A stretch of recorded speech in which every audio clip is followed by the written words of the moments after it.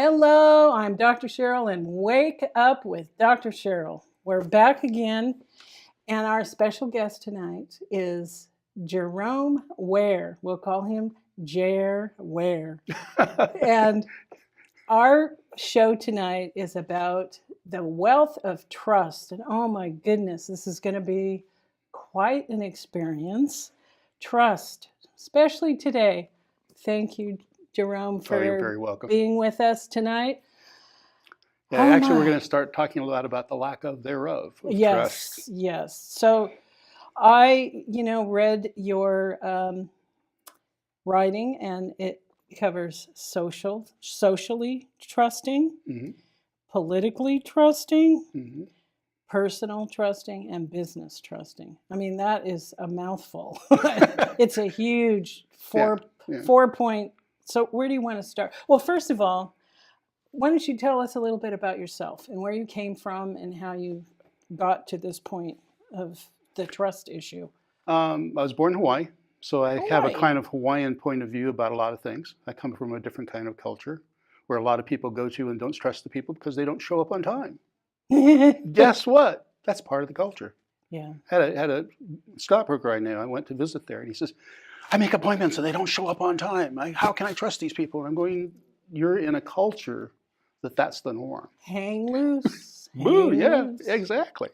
So, I mean, and trust is can be a lot of that. It can be cultural things. Yeah. But the real trust, the real problem with trust is that we have a tendency to assume everybody's that 1%. It's about 1% of the people are sociopaths. So before we jump into this, Okay. So you're from Hawaii, right? So what culture is Ware from? It's actually English. I was adopted when I was 14. Oh, okay. By an English guy. I actually call my stepfather my father. Oh, okay. Because he actually raised me. Yeah. Is he still alive? No. He's passed away. Yeah. Oh, okay. So did you grow up in Hawaii? No, I actually grew up left there when I was 10 years old. In 1959, I came up here, and I was here, and I've been here ever since. So in San Francisco area or the Bay Area? Basically started off in San Jose, Willow Glen, and moved to Los Gatos. We went out to live in the boonies in the early 60s. It's like, you're going to Los Gatos? My God, that's the boonies. Yeah. But it was wonderful trip. Okay. And it's nice because I got to be a part of all the things that are going on in Silicon Valley. I've seen 6 bubbles in my lifetime. Oh, sure. Right? Yeah. Some of them happened when I was a kid. Some of them happened when I was an adult. Yeah. One of the things I learned about people was when I was working for the welfare department, which is the first job I had outside of college. I had a lot of people come in and talk to me. What did you do for the welfare? I was the first person you saw when you came in to apply for welfare. Okay. We were part of what was called the eligibility unit. We'd figure out what you were entitled to do. Mm-hmm.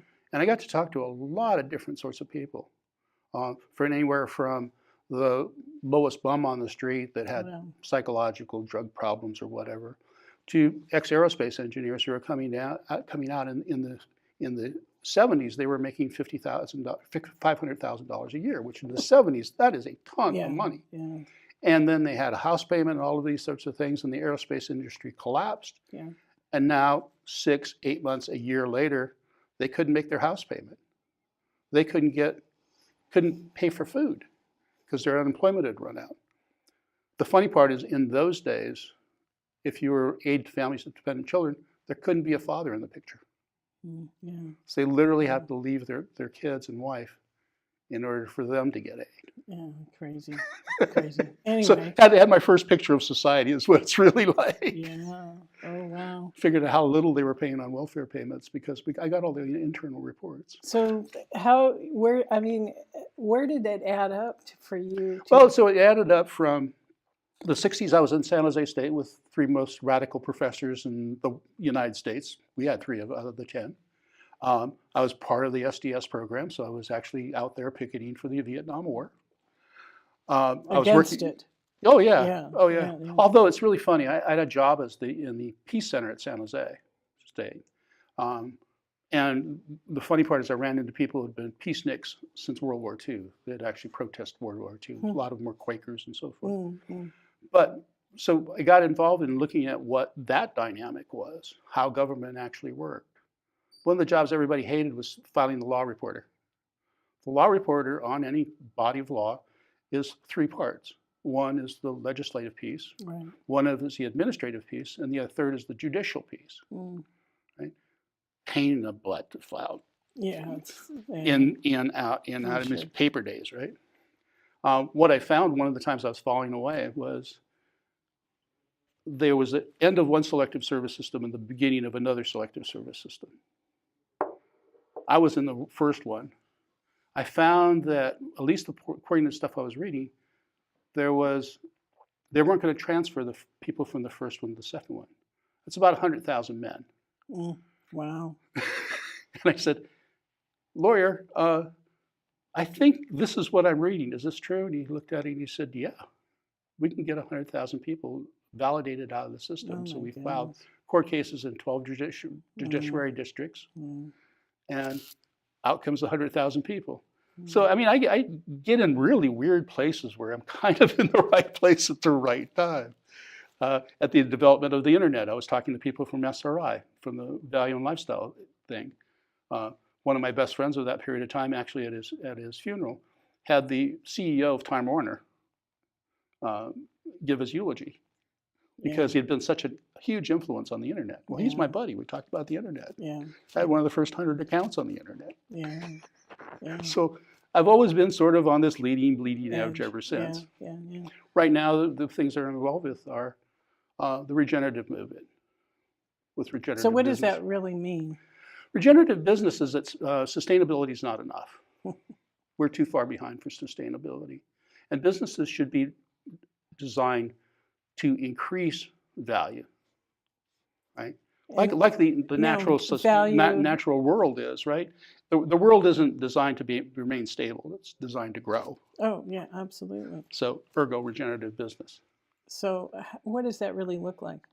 It looks like a company that is adding things to the world. You mean positive, humanitarian type things? Positive humanitarian types things. One of the results of that is something called B Lab, which is the B Corp, the benefit corporations, although that is a minor part of it. Read Carol Sanford. In fact, if you can get her on the show, get her on the show. You had mentioned her name. Get her on the show because she's the expert on that area. But so I'm in the regenerative movement. I'm into agile in the work environment. And one of the common things that we'll talk about is trust in the work environment. And I mean, that's what this show is based on. There you go. Trust and how we can obtain trust. Because I think more people need to talk about it and know what to do. My point of view on that, Cheryl, is that it's not something you have to earn. It should be something natural. It should be something you have by default. Yeah. Right? Yeah. Because 99 out of the 100 people that you meet are not sociopaths. They have a social keel. So they have an ethical keel. So I know that in the psychology world, 1 in 3 people are not all together. Not all together, but are they sociopaths?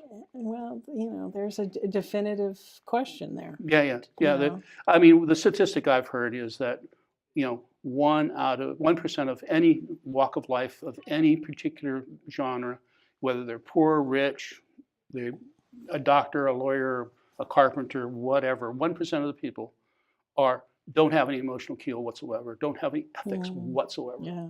Right? Now, people have psychological problems. That's sort of out of the realm of psychology problems. They're truly without any ethics. They don't see anything as wrong. Your classic person that would be a sociopath would be when you ask them questions, an ethical question, they said, well, is it legal or not? To Right? railroad. Yeah. Railroad. I mean, is it illegal? Oh, yeah. Is it illegal? Yeah, is it illegal? Yeah, right. So why can't I do it if it's not illegal? Yeah, well, oh my goodness. That reminds me of somebody that was at the top of Uber. Oh, I shouldn't say that. Yeah, exactly. Sorry. Well, that's you see those people in society, and one of the things that we discussed in the writing that I gave you was that there are certain people, especially the wealthy, can mask themselves a lot better than other people who don't have the resources. Yeah, right. For example, when I was at the welfare department, the Ronald Reagan, who was the governor at the time, hired a bunch of ex-CIA, ex-FBI, ex-Secret Service people, spent $400 million to go out and find out how many people were cheating on welfare. You know what? The amazing statistic they came back with? I can only imagine. 1%. Wow. That's all? That's it. And I got to tell you, anybody could have told them that little lesson for free. Yeah. Wow. The thing is that if you look at the 1%, somebody sees somebody that they think is cheating on welfare, right? Somebody will see somebody, they look at that and they said, that doesn't make any sense for somebody on welfare. Well, whose perspective are you looking at it from, first off? Second of all, so they went and they said, okay, who is actually cheating on welfare? The funny part, they found a few. I even provided one for them. Yeah. Turns out a woman I was dating at the time worked for the unemployment office. So she came over to meet me for lunch, and there was a woman in the lobby, and she said, I've seen that woman in our lobby. What's up with her? Turns out this woman was making $250,000 a month. A month? In the late 70s, early 80s. So that's a ton of money. So she had like 6 different businesses. And she was on welfare? She was cheating on all of the systems. Oh my goodness. Wow. She was cheating. Did she get prosecuted? Did they catch up with Yes. her? Okay. Yes. That's what I want to hear. Yes. Okay. Because I wonder how long it took. All of these $4 million in investors never found her. Oh my God. It was by happenstance, my girlfriend and I. Oh, okay. Oh, we both saw her and sort of questioned what's going on there. Yeah. And we start unraveling it. And then it was like a can of worms. Oh my God. And so was she really justified in doing that? Well, what she said, and the words out of her mouth was, everybody's cheating on welfare, so I'm getting my share. Whoa. Sociopath or what? Yeah, I'm not sure if it's even that far. I mean, you've heard of the experiment with the guy that had dollar bills stuck on his body? Yes. Yeah. He walked around and says, take one. You know, the poor person will, like the guy on the homeless on the street will take 1 or 2 and apologize and say, but I really need this. Yeah, yeah. And yet the person who obviously with the Gucci bag and all of that has enough comes and strips him of all his dollar bills. The greed factor. Yeah. Well, yeah. Holy moly, yeah. Hey. Yeah, so trust. Now, can I say that people universally should be trusted for everything? No. Absolutely not. No. Nobody's perfect. True. But should you by default distrust them? Where does that get you? Put you in a little bit of a fear mode too. Exactly. Yeah. Exactly. And so we're all concerned about each other. It allows us to justify things like bigotry to a certain extent because we can't trust those people. Mm. Should we not trust those people? What did your parents say about how they should trust people? Well, I was taught to trust anybody and everybody. Yeah.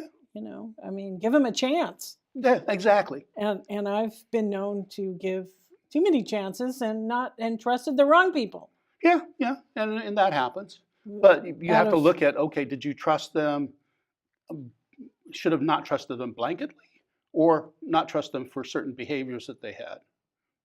Certain behaviors, it's subjective. Yeah. It is. And that's what I call the conditional trust. Okay. Should you have conditional trust? Distrust? Absolutely. Yeah. Nobody's perfect.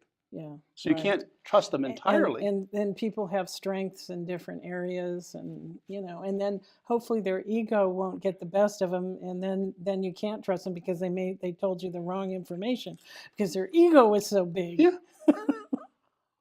Anyway. Well, I'll tell you one of the ways you can't trust me is who? I can't trust me. I have a tendency to overcommit to things. I overcommit on a lot of things.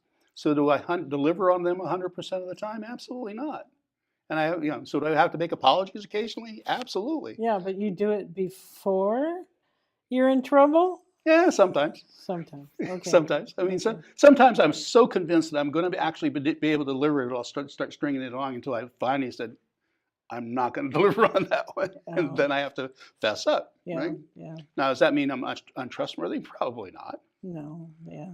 right? I mean, if you fess up, then, you won't lose the trust. If you just don't fess up and you don't do it, then it's like, hey, Exactly. Jerome, what happened here? Yeah. But Yeah. it's sort of like, Jerome, what happened here? It's not all the people like me are going to have that same behavior, Yeah. right? So It's kind of an interesting dynamic, actually. it really is. Because it's definitive. Mhm. It is. I mean, now we're talking socially, Okay. basically. Mhm. I mean, should we start with socially? Sure. I mean, Sure. that's kind of what this is Yeah. leading up to. Yeah, because the phenomena is a social phenomena where it's a distrust of the other. Yeah, and today, with what's going on in our society, without getting into the depth of the rest of the 3 points, it's like, I question people now. I question them more than I ever have. And maybe it's because I've been disappointed too many times. Well, And I think it's sort of like that conditional distrust, right? yeah, When people yeah, prove themselves as untrustworthy, what do? You don't trust Sure. them anymore. yeah. But you don't blanketly distrust them. Well, hopefully not, But again, if we can't blanketly say that everybody's distrustful, No. like Yeah. even the 1%, everybody says, oh, the 1% of the most wealthy in the world. I've known the 1% of the most wealthy in the world. The people I'm really scared of are the 1% of the 1%. Because they have all the resources, like that woman that was Right. making Yeah, a quarter right. of a million a month. Yeah. She had resources that weren't available to other people who were very, very poor to cheat on Yeah. welfare. Yeah. So, I mean, the opportunity for her was much greater without any social ethical consciousness. They're dangerous. Oh, totally. They're Because dangerous. she thinks she's right. She Yeah. has the right to Yeah. do it. And how many people do you know in political and social situations that think they're absolutely right? Oh, please. They're I'm afraid to absolute- talk about the political thing here. Yeah, I mean, Oh. let's keep politics aside. We all Yes, know yes, kind of yes. the interesting dynamic that's Yes. going on there. Right. But right. just think of the sort of what the pre-assumption is that the other person, I prejudge them as not being trustful. Yeah. Now, if we could just Well, not, I want to see proof. yeah, I want to see I want to yeah. prove to me that you're trustworthy. Well, I've gotten to that Well, point. okay, I mean, see it that. isn't. It depends on the person. Yeah. I mean, I don't blanketly trust everybody now. I still do. I mean, My default behavior is I trust everybody until they prove otherwise. otherwise, yeah. And do Well, I question. do I not distrust people just because they've disappointed me at times? No. No. I mean, no. I've got people I know that, quite frankly, disappoint me in some ways. Yeah. But I know conditionally that in those It's a kinds of conditional thing. there are conditions around that. I can trust them for a variety of things. Yeah. But I know But there are things that I one can't. thing, yeah. I know that I can't trust them for. So it's discerning the trustworthy subjects, or Yeah. departments and Like I said, you can't do blanket trust, but you can use it as your default. Yeah. If 1 out of 100 or 1 out of 3 or whatever that number that you want to come up with, there's still a vast majority of people that are totally trustworthy. Now, Yeah. so if you start treating everybody as if they're the 1% or 1 in 3, Yeah, that's. I'll give you an example. I was a car salesman, right? I think it's the second most distrustworthy job I that you think can the have. lawyer's number one.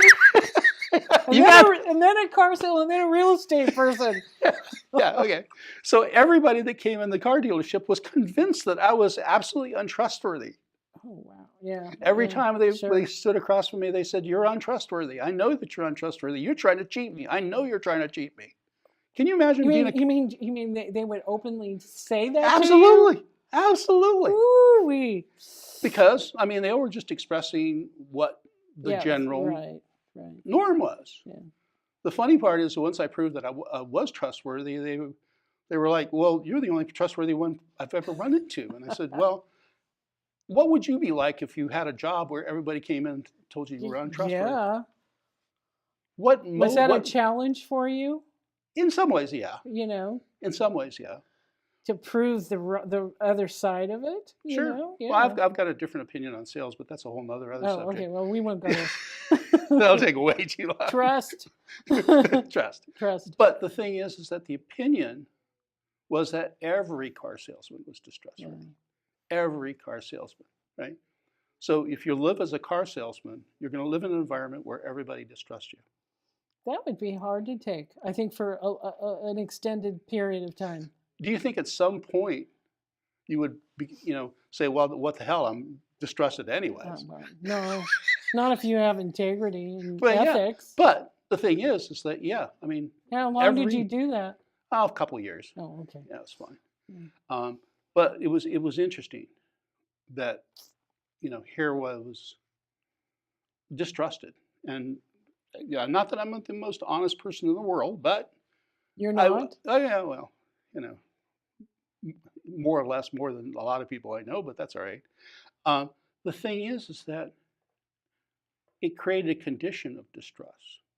That environment by itself puts a certain taint on everything. Right. Because the management in that environment know that that's happening. So they can create a distrustful information because they don't want to trust the customer because the customer is going to negotiate with the salesperson no matter what they do. Oh. I can give you to bring the price down. Yeah. Whereas in an honest... it's part of the game. Hello? Is it? Well, the greatest... That's the way I look at it. It's part of the game. The latest game is that you can now buy a car online. Right. Oh, how honest do you have to be to work at Amazon? Oh, my goodness. Right? So, I mean, there's that dynamic there. But you look at the number of situations in a social environment where whoever the other is, whatever the position is, they're automatically defined as distrustful. When in reality, you've got a single person in front of you. No two people are alike. No. There is the dominant sociopaths that are out there. But I got to tell you can't create enough laws for those folks. You really can't. Yeah, I know the true sociopath. Yeah. I mean, we could, but we try. We create laws for those people. Yeah. Most of the people, given their natural way, are not blatant lawbreakers, right? I mean, you see how many people are on the highway that are really blatantly bad. The people going 100 miles an hour through yeah, not, I mean. But most of the people are going 60, 70 miles an hour. They're all trying to cooperate because self-preservation, right? Yeah. Well, that's true. I mean, I drive on those roads every day. So, yeah. Excuse me. There's. It's one of the things about you sparkling wine. Sorry. Anyways, but so from a society, we have those predefinitions that we go into relationships with as on a society level. Right. Now, I will give you one, whereas people from different classes in different statuses of themselves have less of a viewpoint as to what that other thing. You and I talked about this, the Maslow thing, right? Somebody who's up here in self-actualization doesn't understand the person that's doing the physical thing. And so they distrust that person. They said, well, that person should be working on their internal stuff. Oh, right. Right? Can that person really work on that internal stuff until they've got rid of their physical piece? No. Right? Internal actualization happens up here, not down here. Yeah, that's true. But it takes work. Yeah. So I mean, you have to change the trust condition here, where you have to trust that this person has the ability to move up. Well, and trusting that they are on their evolutionary path, and that's where they are at this given moment. Right. But being open-minded enough to be able to embrace that. Yeah, and be able to look at the issues that are keeping them there, both trust-wise, sociologically wise. The fact that we don't have systems to give people a floor of to how down they can go. Right? I mean, we can Well, have people. today especially. Yeah. I mean, what's going on out in the society? Yeah. I mean, oh, I see so many walking depressed people in my interactions every day, and subdued, and their faces show, kind of confusion on some levels, and this is mostly, I would say, millennials. Um, yeah, Interesting. yeah. I mean, I witness this every day, and I think that they don't have a basic trust element. I work with millennials all the time. Yeah. I mean, as you know, I work in the startup community. Right. In Right. fact, I raised a millennial. My daughter's 32, so Right. she's Yeah. a millennial. Yeah. And I got to tell you, she's very trustworthy. Well, she's at very the tail end. she's very opinionated. I'll give you that. Yeah. And she's very self-driven. She feels that she earns everything she does, and that she's got a large sense of entitlement. That I'll give you. But because she relies on herself a lot. Mhm. Now, the funny part is, among her peers, she's very equitable. Right? She does, but the millennials have a tendency to look at the baby boomers as these kind of dinosaurs, right? Because they're not in touch with the communication network that they're part of, right? So there's even this distrust between generations. Oh, well, I mean, hasn't that been an age-long issue? Yeah, I think it was inscribed on some pyramid. I we mean, cannot trust the youth; they're totally out of control. Well, I don't know if we should touch on that, but it's like, their form of communication is not words. No. And it's doing this. And, we are social beings. We need to communicate with our words. Hello. So how are we going to change that? Well, the funny part How is it going to change? Not well, we, but I think the that's whole. another discussion. But the thing is that trust in between generations is that we have two different ways of communicating. My daughter, from a really young age, has been communicating with at least a dozen people at a time, and they're all over the planet. Right. There are her cousins in Germany. There are her friends. But all by phone, by talking? Oh, she'll have 3 different media. She'll have the phone, Okay. she'll have a computer, she'll have a tablet, and she's got people on all 3 of them. Yeah. Yeah. And the funny part is, if I chat with her she says, "You're too slow." She says, "You're too much of a distraction. I have to slow down for you." Well, I'm sorry, daughter. Yeah. Jeez. But you see the difference in communication. Yeah. No, I know. Now, to her, we communicate very little. Yeah. Because we have a tendency to want to talk physically. Yeah. Now, quite frankly, you get my daughter in a conversation, and she'll talk your ear off. Well, and she'll like sit down. Like father, like daughter? Well, maybe. But she'll sit down with one of her girlfriends, and the text thing goes to the side when she really wants to connect with somebody. Yeah. At that level. So it's conditional. Well, and she's kind of at the tail end of the millennial thing. Like my daughter she was on the computer, but she's not a geek, except that now she communicates texting. And frankly, I get tired of it, because you don't get the feeling, you don't get the whole picture, when you're doing just texting. Yeah. I don't appreciate it. Well, as much as maybe I should. Probably the generation ahead of us, which are our parents and our grandparents, thought we were just crazy spending so much time on the phone. Maybe so. I mean, well, you get off the phone, There you go. I don't remember, because I always went downstairs and was on the phone, and then once in a while the phone would pick up, Yeah. But I mean, we were the generation that got in trouble from being on the phone. Chat with a bunch of people on the phone. Right. Like the conference thing. We used to do that. Yeah, but now you can't see how this text thing is just the same as what we used to do on the phone. It's not the same. Yeah. It's not the same. But anyway, right. Another discussion. That's but getting back to the trust element. So it's that sociological thing, right?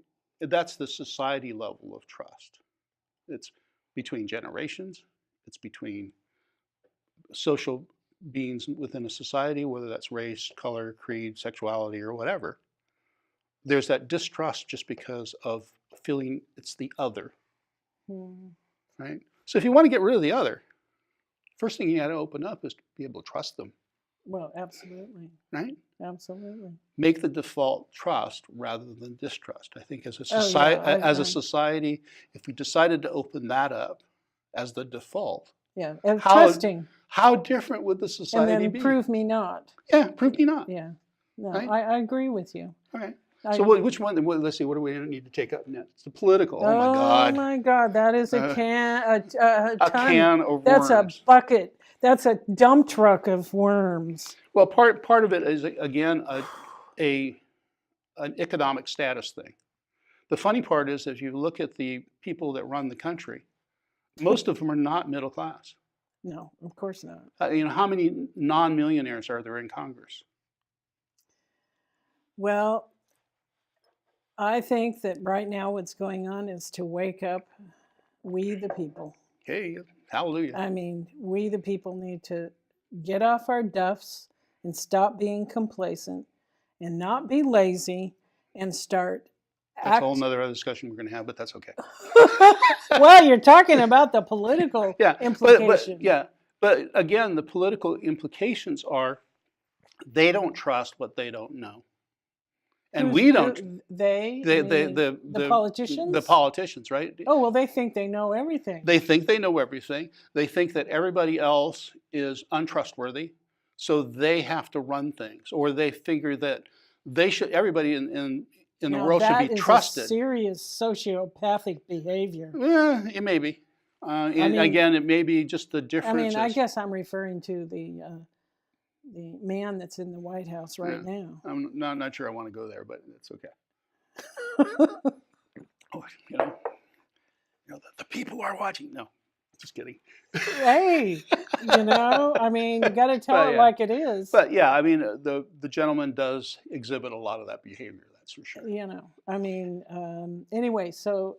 And that's the money plus not having a ethical basis, right? No ethics, lots of money. How difficult it is to go off the rails? Pretty easy. Yeah. But does that mean if you don't have a strong constitution? Yeah. It's difficult for people to stay true to their moral compass, and which is sad to me. If you don't have a moral compass, it's pretty easy to stay true to that. You just do what you want to do, right? And truth is conditional. You go off the rails that way. But the thing is again, we have to look at do we want to have a trusting society or do we want to have an untrusting society? We want to have a trusting society. Please, please. Well, my favorite thing is if you want the government to be different, change it. Well, and that's one thing I'll give Obama kudos to, is he said, if you want anything to change, you got to push the politicians. Yeah. First of all, change yourself. Well, that's numero uno. Right? Absolutely. And then be present to make the change. Yeah. Be present at the change. And set an example. Right. How difficult is that, especially with all the parents out there? Yeah. Set an example. Yeah. So. These are basic things that I get. Again, it's a basic thing like trust. Can you trust a government that you don't feel involved with? Oh, of course you can. But can you, if you feel that you have a voice in the system, trust the government that you put together? Right. Exactly. Which would be the better situation. Yeah. Right. Yeah. If you're responsible for the government's us. Right. The government doesn't exist on its own. Okay, fine. Because right now what's happening, we don't have any say in it. I believe we do not right now, because we have not stood up and held our ground. Whereas the ones that are in power are just blanketing. Every day there's stuff that comes out that is so anti-American, as far as I'm concerned, anti-humanitarian, being human. So come on. But can we change it so that we can trust them? Well, we have to get them out of there, and because they're not going to change. Yeah, we as a society have to do the work at the ground level. And that means talking about it, number one, talking about it, not being afraid to talk about it, and then you got to take action. Yep. Action. That's what it takes. I'll give you another one. You have to also trust the other people on the progressive side. On the progressive side? Yeah. Yeah. I mean, how many arguments do we see on the progressive side because, Black Lives Matter doesn't trust LGBT, or, LGBT doesn't trust women's rights. I mean, how many Lord. discussions that you and I have been in where, we're in a meeting with all of those groups trying to get them to work together. What's that like? They don't trust each other. And so, well, you know what? I think what it comes down to is they're not trusting themselves. Yeah. That's the key. They're also not seeing the singular problem that's behind all of their issues. Oh God! Right? I mean, this is a big bucket. Yeah, okay. Well, let's leave the political one alone. Where are we going to go next? Oh my God! I mean, okay. So personal trust. Yeah. Personal trust. So I see a lot of people that for some reason get into a point where they don't like people. I know. Right? And I mean, I can't imagine, because I deal with all kinds of people every day, and I love having these conversations with people. Yeah. And it's like, if I can make a difference somehow, some way, just one little iota, I've done what I need to do. Yeah. So, and it's a matter of, sometimes pulling information out of people. I mean, I always, not all the time, but most of the time, when I start working with people, I'll say, hey, happy Tuesday, happy Monday, and some of them will look at me kind of, oh, well, happy to you too, and they'll give it back to me, but then their face goes sober again. Have you ever tried walking down the street and smiling at people? Yes, and it does make a difference, because just one little smile. It does. It does. But also, how many people? Maybe it's because I'm a male, right? If I start smiling at a lot of people, how many people look at me and go, "This guy's a nutcase"? So, I mean, that's kind of a basic representation of trust, right?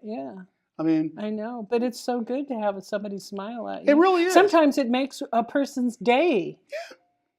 Or a week. Or, I go and say hi to homeless people. Yeah. It's amazing the difference that makes. Yeah, it does. Because most people, they're blind to them because there's that trust relationship, right? Yeah. So, yeah, on a personal level, when I run into people, I trust them automatically. Now, am I foolish? Maybe so, because there's always something that's untrustworthy in a particular context. Right. So am I foolish for trusting you in everything? I'd rather trust them for everything than not trust them for everything and have them prove that they're trustworthy. It's just too long a process. Yeah. Right? If I meet somebody, I'll trust them. Because, well, I want to trust them. Yeah. Well, just do. Just do. I mean, how much harm is it going to cause? Are they going to disappoint you? Probably. They're not perfect. You know what? That's part of life. It really is. It's part of life.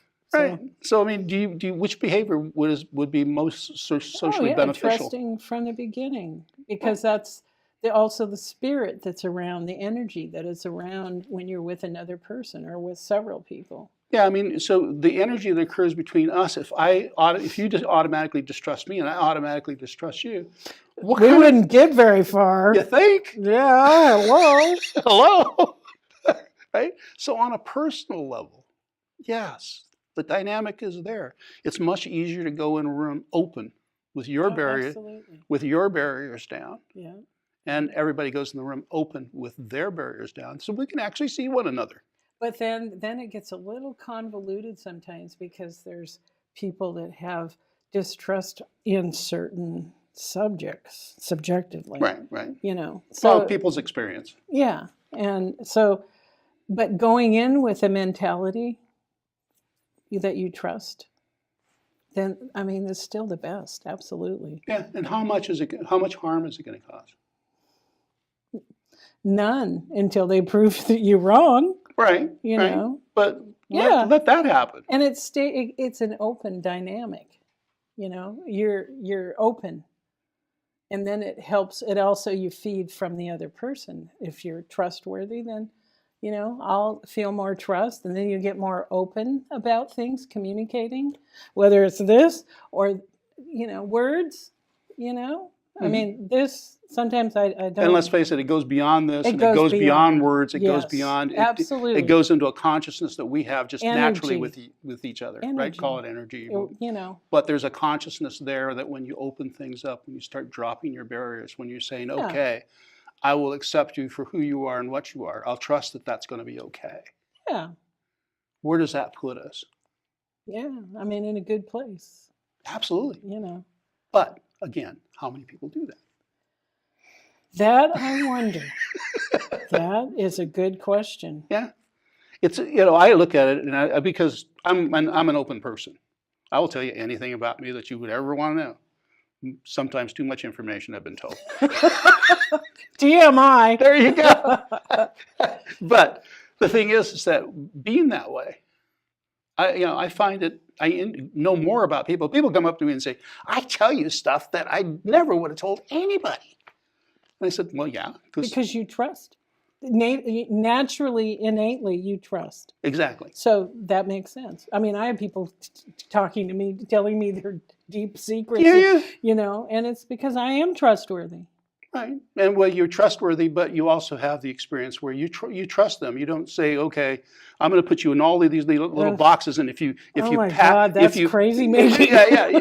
if you pass all of these tests, then I'll trust you. No, trust. Yeah. Very simple. Yeah. So what do we got? Business, employment. Okay. That is God. huge. Yeah. That's huge. The world is coming to an end for certain types of business.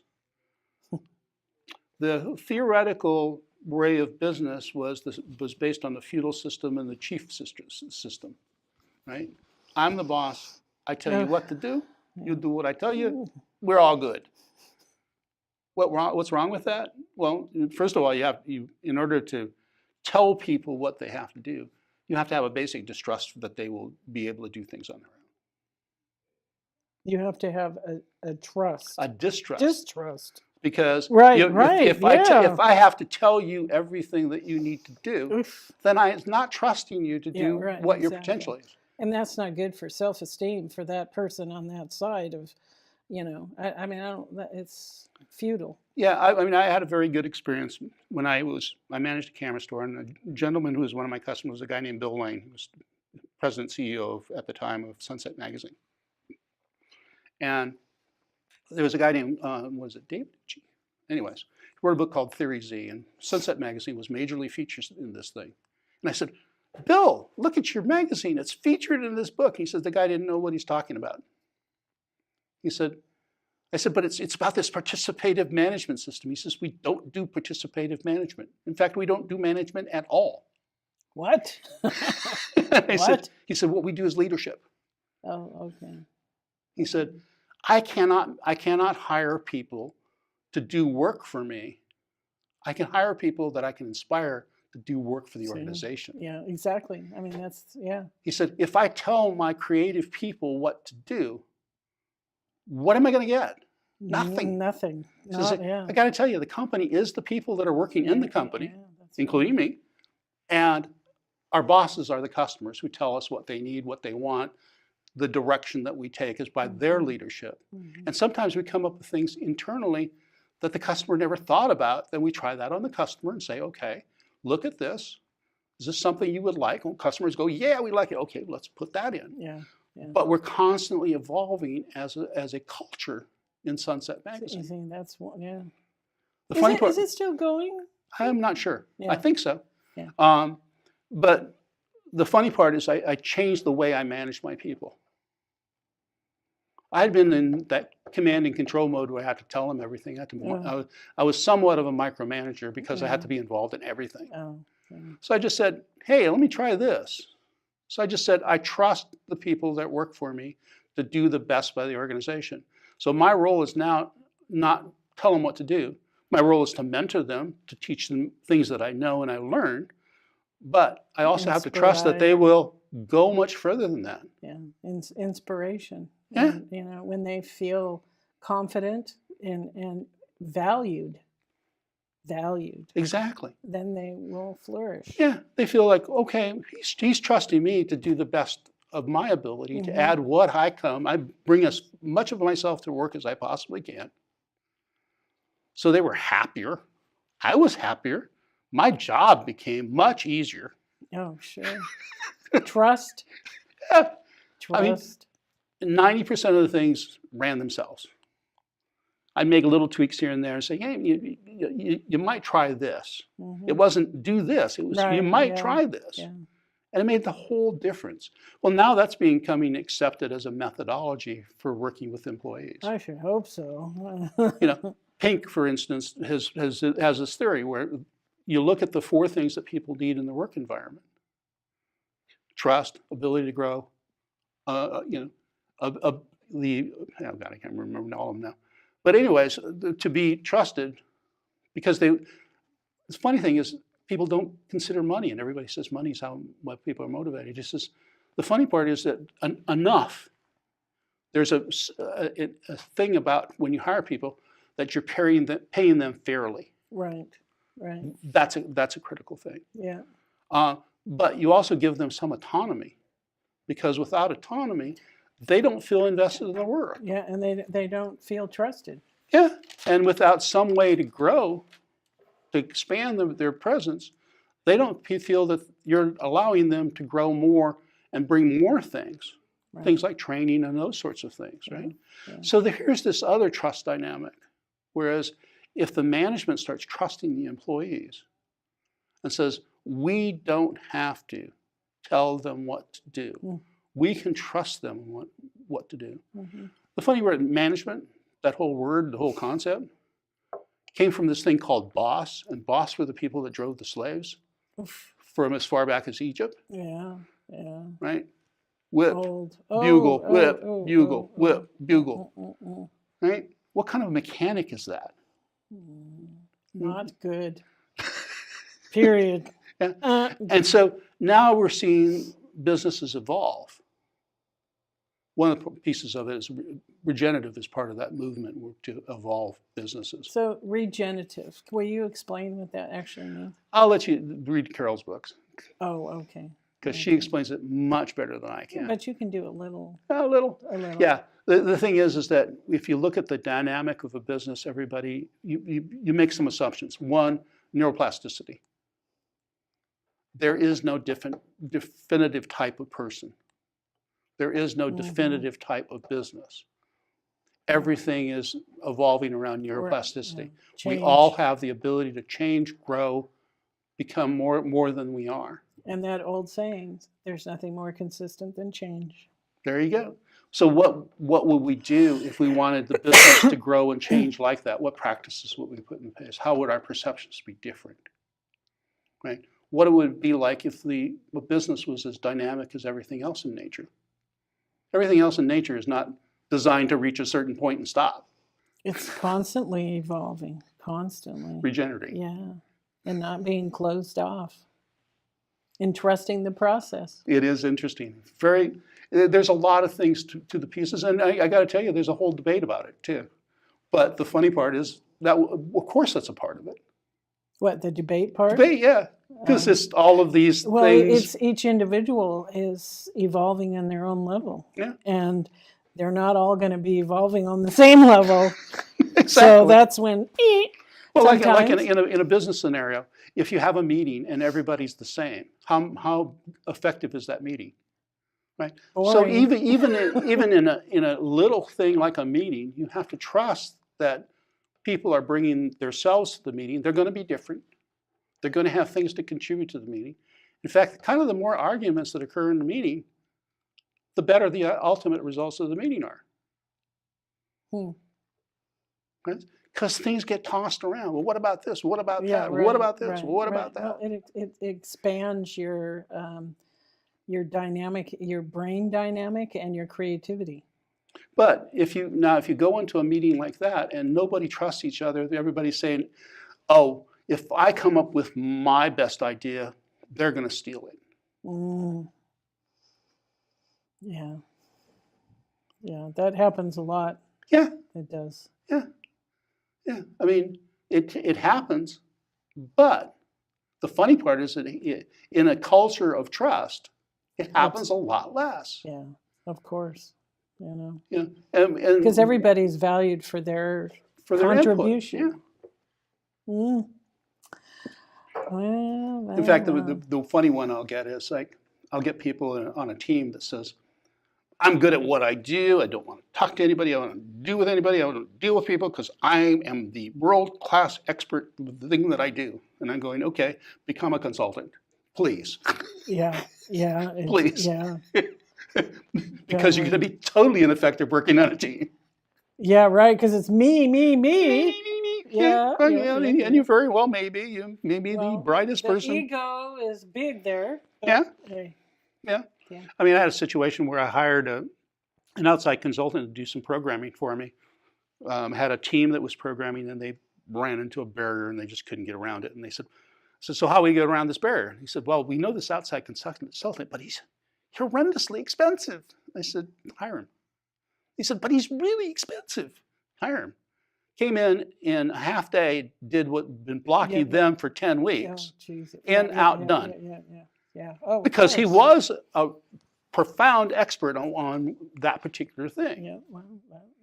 So does that happen? Does that happen? Sure. Yeah, of course. Now, would I want him on my team?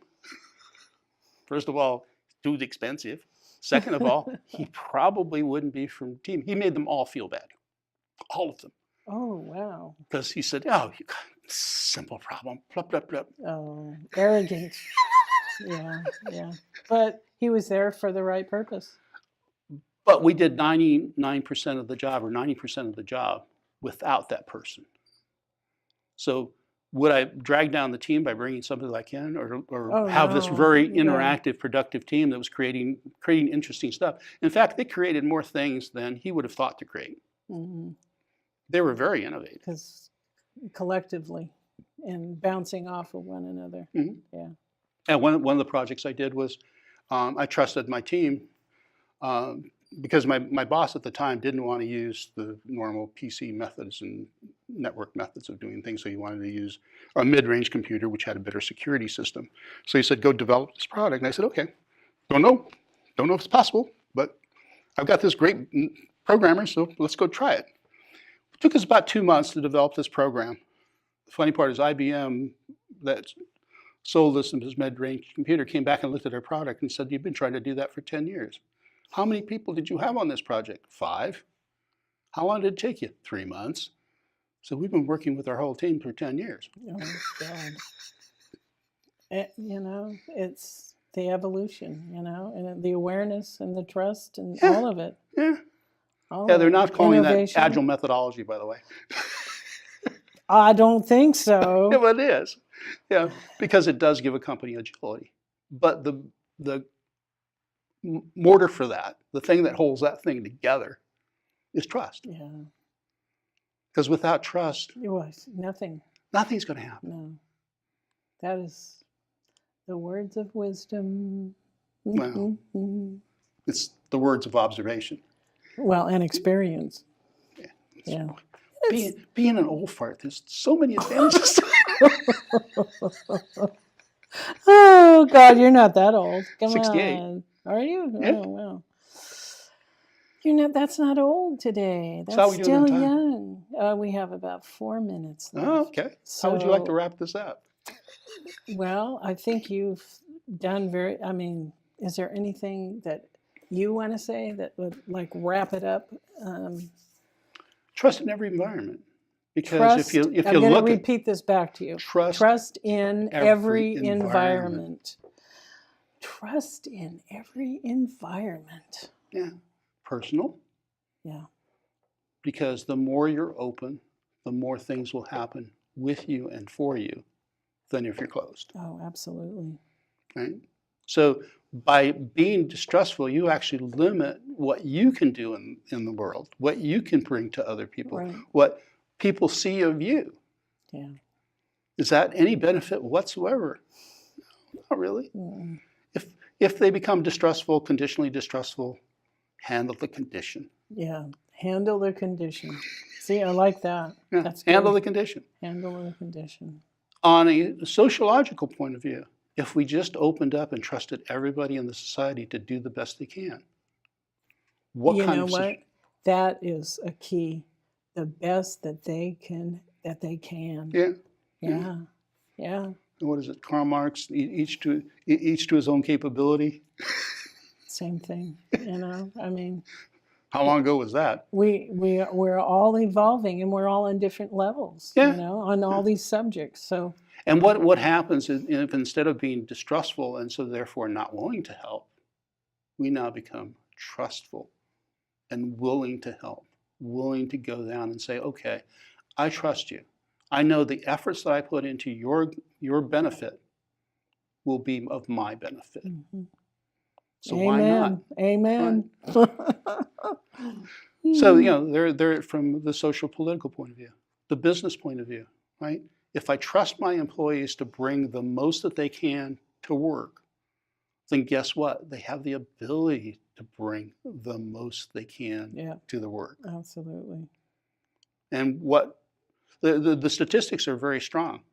An engaged employee is typically 100 to 400 times more effective than a non-engaged employee. Oh, absolutely. Right now, you have 70% of the people in the United States not engaged in their employment that are working. Wow. That's a huge percent. Yes, it is. But that's only part of the percent, right? What about all the people who are not working? Yeah. They're by default not engaged. Yeah. Because they can't be, or because they don't have they're stuck at a certain point in their life where the education, the who knows? disabilities, Who knows? or whatever. Yeah. But if we just trust them to do the best they can and do the best we can as a society, to give them a chance, to allow them to grow. Every single situation I've ever seen working on the homeless, where it's been focused and then given the ability. There's sisters here in Marin that work with homeless women. That's their specialty. They have never found a homeless woman they couldn't help. Yeah, absolutely. Yeah. Never. Yeah. Right? Now I'm going to throw a little bit of humor in there before we. Yeah, absolutely. Go for it. How are we going to trust the political force? Do we give him a chance? I'm saying No, but I'm tongue in cheek here. I'll play that one back to you. So, I didn't mean to go on that. No, I just couldn't resist. I know you just couldn't resist. Because we have a general distrust for the government, but then again, we've now set the government up as separate from us. Yeah. Well, we have a problem. Yeah. We have to make that government part of us. Yes, there's an oligarchy of power, and I have a feeling that that oligarchy of power is largely the 1% of the 1%. Oh yeah, absolutely. Because they have the resources and they have no ethics. Yeah. And so, what are they going to do? They're going to try and control as much as they possibly can until we the people. Yeah. So we're not the 99%, we're the 99.9%. Well, when you look at it like that, it's easy. It's easy. How tough is that? Yeah, it's easy. Thank you very much. No problem. For being here. It's lots of fun. It's been fun. I want to do this again. This is way too much fun. And thank you, Marin TV, and especially to my crew, Brad, who left, and Eric and Ginger. And thank you, Thomas. He came on. And if you like our show, please let us know at Marin #MarinTV or our Facebook page. Until the next time, see you next time.